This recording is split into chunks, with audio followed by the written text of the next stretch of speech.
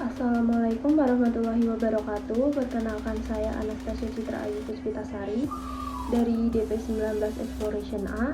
Kali ini saya akan mempresentasikan hasil diskusi dengan partner saya Megawati Dewi Darisman mengenai riset produk dengan topik yang kami angkat, yaitu inovasi kemasan produk di hasil UMKM. Nah, jadi UMKM atau usaha kecil, mikro, dan menengah ini tuh sangat membantu perekonomian di wilayah daerah. Karena apa? Karena UMKM ini sendiri sebagai sumber pekerjaan bisa dibilang paling besar di wilayah daerah.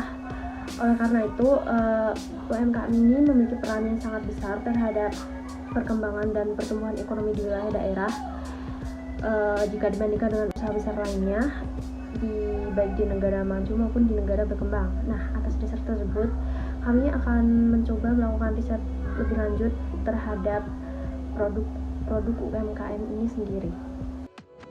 Nah, bisa dikatakan bahwa produk UMKM yang paling laris di tingkat pertama itu berupa snack-snack ringan.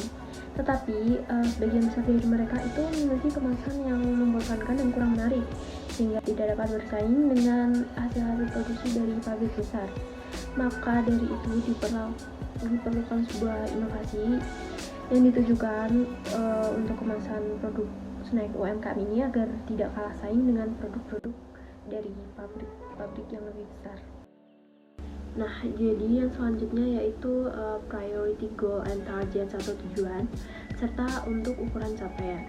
Jadi tujuan dari riset kali ini itu agar snack dengan produksi UMKM itu dikemas lebih menarik, lebih profesional, dan lebih berkarakter agar dapat bersaing dengan snack-snack ringan produksi pabrik yang lebih besar. Kemudian untuk ukuran capaian sendiri, agar snack ringan produksi UMKM ini dapat lebih dilirik oleh konsumen karena secara tidak langsung dapat membantu pertumbuhan perekonomian di wilayah daerah.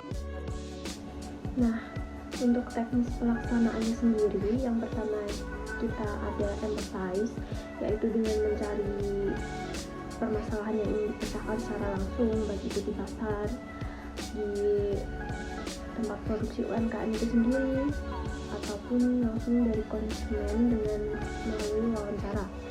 Setelah dilakukan tahap empathize, itu ada tahap define, yaitu permasalahan yang sudah ada harus dianalisis kembali untuk lebih ditetapkan. Dan yang selanjutnya ada tahap ide, itu mencari dan menguji ide sebelum produk dijadikan bentuk 3D. Dan yang selanjutnya ada prototype, itu tahap eksperimen dalam bentuk 3 dimensi.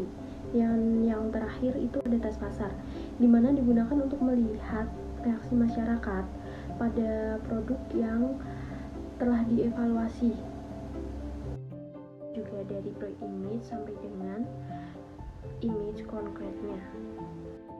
Jadi untuk fokus program dari riset kemasan ini, yang pertama untuk pra-image-nya kita ada beberapa tahap juga. Yang pertama ada identifikasi dan memahami objek, potensi, dan masalahnya sendiri. Kemudian setelah dilakukan identifikasi, itu ada klarifikasi fokus bidang dan kualifikasi problematikanya. Dan tahap yang ketiga itu ada kelayakan dari timnya sendiri.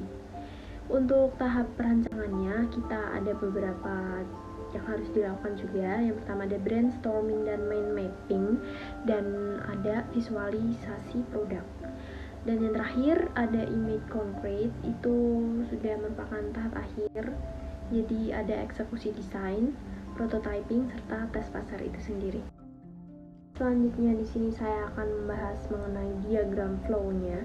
Jadi inputnya itu masih banyak snack hasil produksi UMKM di Jawa Barat dengan kemasan yang kurang menarik, sehingga tidak dapat bersaing dengan snack-snack dari pabrik yang lebih besar.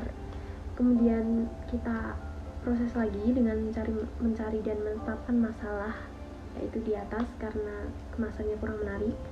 Kemudian dilakukan proses perancangan produk dan tes pasar melalui metode yang telah dijelaskan sebelumnya, yaitu ada design thinking, metode gambar, metode glassbox, dan transpotting.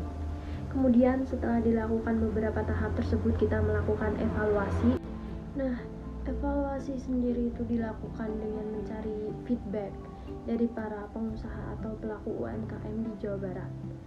Setelah mendapatkan feedback, kita akan mendapatkan outcome itu hingga dapat bersaing dengan snack-snack hasil produksi dari pabrik-pabrik besar. Baik, kita sudah sampai pada timeline kegiatannya. Jadi yang pertama, untuk analisa situasinya kita tetapkan pada bulan Januari. Kemudian untuk persiapan kegiatannya pada bulan Februari sampai Maret.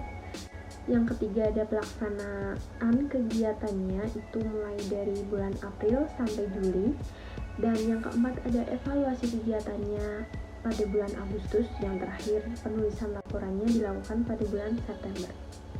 Kemudian untuk RAB atau rancangan biaya sendirinya itu diperkirakan totalnya mencapai 74.650.000 dengan yang pertama ada bahan habis pakai seperti pada rincian dengan total habis 72.250.000, ada biaya transportasinya sekitar 2.200.000, dan yang terakhir untuk laporannya itu diperkirakan 200.000. Jadi sehingga total keseluruhannya itu mendekati atau kurang lebih sekitar 74.650.000. Dan untuk yang terakhir sebagai tim pelaksana kita terbagi menjadi dua. Yang pertama ada partner saya Megawati Dewi Darisman sebagai ketua dan desainer produk sendiri. Kemudian saya Anastasia Citra itu sebagai desainer produk. Mungkin itu yang dapat saya sampaikan pada presentasi kali ini. Kurang lebihnya mohon maaf. Sekian, terima kasih atas perhatiannya. Wassalamualaikum warahmatullahi wabarakatuh.